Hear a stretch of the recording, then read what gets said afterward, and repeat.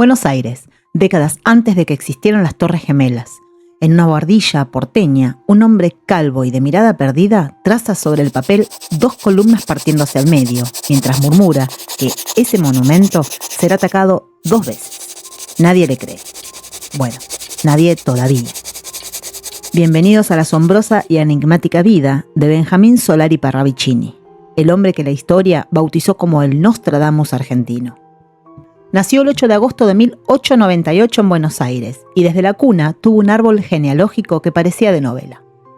Por el lado materno descendía de un marqués italiano, Jacobo Parravicini, y era pariente directo de la mismísima Mariquita Sánchez de Thompson, la patriota en cuya casa se cantó por primera vez el himno nacional.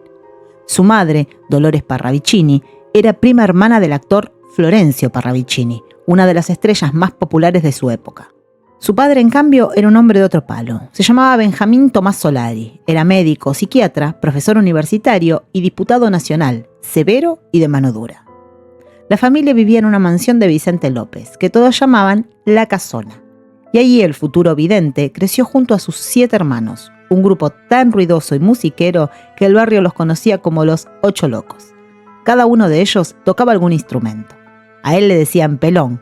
Y ojo, no era por su calvicie precoz, era por pura excentricidad estética. Se afeitaba la cabeza entera desde joven. Pero lo que de verdad lo hacía distinto no era el apodo.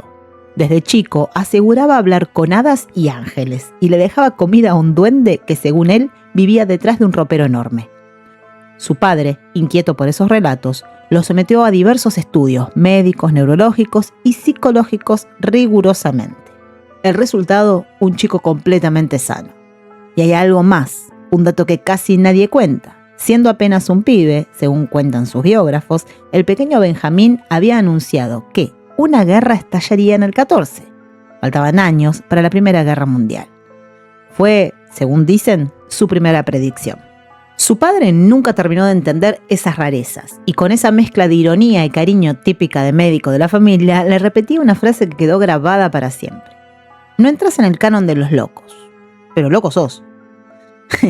Ya de joven el Pelón llevaba una vida bohemia y disipada. Tenía una sólida educación musical. Tocaba muy bien el piano y el acordeón, y hasta componía tangos que regalaba a las orquestas típicas de la época para que sonaran en la noche porteña. Mantuvo una estricta soltería toda su vida. No tuvo hijos y siempre se refugió en la compañía casi exclusiva de amigos varones, como su inseparable colaborador, Generoso Ruiz de Indarreaga, con quien compartía taller en el barrio de Montserrat a metros de México y Piedras. Y acá conviene detenerse porque el Parravicini artista suele quedar tapado por el Parravicini vidente. Y la carrera que se ganó por mérito propio con el pincel no fue nada chica. En una exposición en los salones de la Asociación Amigos del Arte en la calle Florida, el propio presidente Marcelo T. de Alvear se acercó a felicitarlo en persona, según registran sus biógrafos. A nivel internacional, su trabajo también fue reconocido en la exposición de Lieja, Bélgica, donde ganó una medalla de oro y logró, cuentan, que el rey Alberto I comprara uno de sus cuadros para su colección privada. En Buenos Aires fue profesor en el Liceo de España. Estuvo al frente del Departamento de Artes del Banco Municipal y llegó a ser secretario de una asociación dedicada al desarrollo de las artes.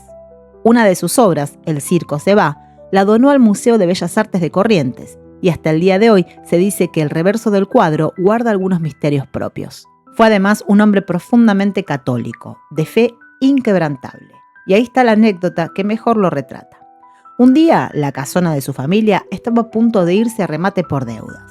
Según contaba él mismo, soñó que la Virgen de Guadalupe y la Virgen de Santa Rita le prometieron ayuda.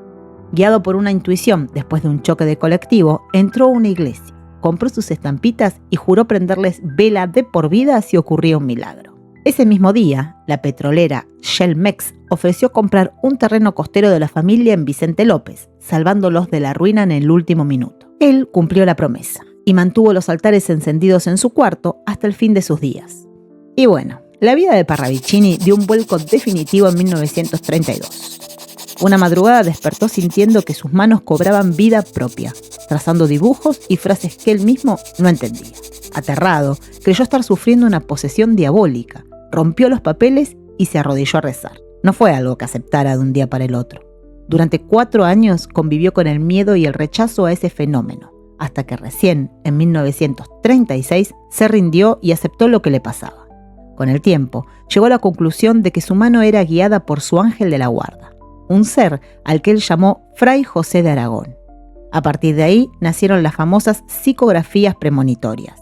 Entre 1936 y 1972 llegó a producir más de 1000 de estos dibujos con mensajes escritos. En octubre de 1938 vivió una de sus clarividencias más tristes. Contaba que se despertó temblando, sintiendo olor a mar y a algas en su cuarto, y que escuchó una voz de mujer. Al amanecer, los diarios confirmarían que la poetisa Alfonsina Storni se había adentrado en el mar de Mar del Plata para quitarse la vida. Y acá es donde el mito de Parravicini explota. Sus seguidores le atribuyen una precisión escalofriante: la fecundación in vitro, el corazón artificial, el lanzamiento de la perra laica al espacio, la creación de las Naciones Unidas, la muerte de Mussolini, el fin de la Segunda Guerra Mundial, la Guerra de Malvinas, la renuncia del Papa Benedicto XVI y la llegada de un Papa argentino. Y acá vale la aclaración honesta. Son atribuciones hechas casi siempre después de que los hechos ya ocurrieron. Y conviene tenerlo presente antes de sacar conclusiones apresuradas. Y acá viene el acierto que lo catapultó a la fama mundial. Fue uno solo. En 1939 dibujó la Estatua de la Libertad partida al medio, con una frase que advertía que la libertad de Norteamérica perderá su luz, su antorcha no brillará como ayer y el monumento será atacado 2 veces. En el dibujo, la partición de la estatua dejaba entrever, según la lectura de sus seguidores, la silueta de 2 edificios gemelos envueltos en explosiones a cada lado. 62 años después, el 11 de septiembre del 2001, 2 aviones impactaron contra las Torres Gemelas de Nueva York y muchos vieron ahí la profecía cumplida, aunque el dibujo original fuera literalmente la estatua y no las torres. Su sensibilidad, decía él, cruzaba las fronteras del planeta. En el invierno de 1961 relató haberse cruzado cerca de la avenida 9 de Julio con seres altísimos, de ojos claros, casi sin párpados, vestidos de manera extraña. Afirmó haber sido subido a una nave negra como el caucho, donde estos seres le hablaron telepáticamente en frases cortas, pidiéndole que predicara el amor y advirtiéndole que la conducta humana era agresiva. Según su relato, reapareció en el mismo banco de la 9 de julio varias horas después sin poder explicar dónde había estado ni cuánto tiempo había pasado. Contaba que durante días no se animó a hablar del episodio ni con su propia familia, temiendo que lo tomaran por loco. La misma palabra que irónicamente su padre ya le había puesto encima décadas atrás. Benjamín Solari Parravicini murió el 13 de diciembre de 1974 y fue sepultado en el cementerio de la Recoleta. No tuvo hijos y su legado, diarios, dibujos, papeles íntimos, quedó repartido entre un puñado de amigos cercanos al mundo de la parapsicología y la ufología. Entre ellos se encontraba Fabio Serpa, quien años después le dedicó un libro y también fue quien lo bautizó por escrito como el Nostradamus argentino. Pero acá hay un misterio. Hay una pieza que no llegó tranquila a ese círculo de amigos. La policía confiscó extrañamente un arcón de madera de su casa con diarios y dibujos íntimos. ¿Qué había ahí adentro? ¿Y por qué se lo llevaron? Es un misterio que nunca se resolvió del todo. Hoy, a más de 50 años de su partida, el fenómeno Parravicini nos enfrenta a un espejo incómodo. ¿Fue un profeta tocado por la divinidad o apenas un ilusionista involuntario, incluso sin saberlo él mismo? Y antes de que alguien piense mal, no hay indicios de que haya sido un curro para vender cuadros. Se mantuvo siempre con los ingresos de su carrera formal como pintor y gestor cultural. Regalaba sus dibujos proféticos y colaboraba gratis con revistas esotéricas de la época. Para los escépticos, la respuesta sigue siendo clara. Un hombre culto, de la élite porteña, inmerso en los miedos geopolíticos de su tiempo y ávido lector de ciencia y de ciencia ficción. Argumentan que sus dibujos funcionan como un test de Rorschach, trazos tan vagos y ambiguos que sus seguidores, movidos por el sesgo de la confirmación, los adaptan a la fuerza para que encajen en las tragedias una vez que ya ocurrieron. Y así afirman que es un juego de probabilidades y nada más. Pero para los creyentes queda una pregunta sin cerrar: ¿cómo explicar el nivel de detalle? ¿Cómo una mente febril, en 1938, pudo describir con tanta anticipación tecnologías y sucesos que tardarían décadas en llegar? Y hay algo más que dejó pendiente, como si le faltara misterio a esta historia. algo que ni sus propios seguidores terminan de descifrar del todo. Un sistema al que llamó el reloj profético. 12 horas simbólicas, que según sus cálculos tienen que terminar de cumplirse en esta misma década.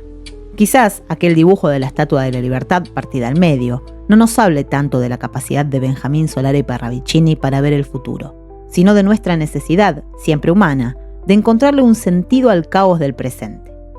Atrapados entre la fe de quienes buscan certezas y la lógica de los que exigen pruebas, los dibujos del Pelón siguen ahí, silenciosos, esperando la próxima crisis mundial que nos haga volver a mirarlos y volver a preguntarnos, ¿y si realmente lo sabía todo?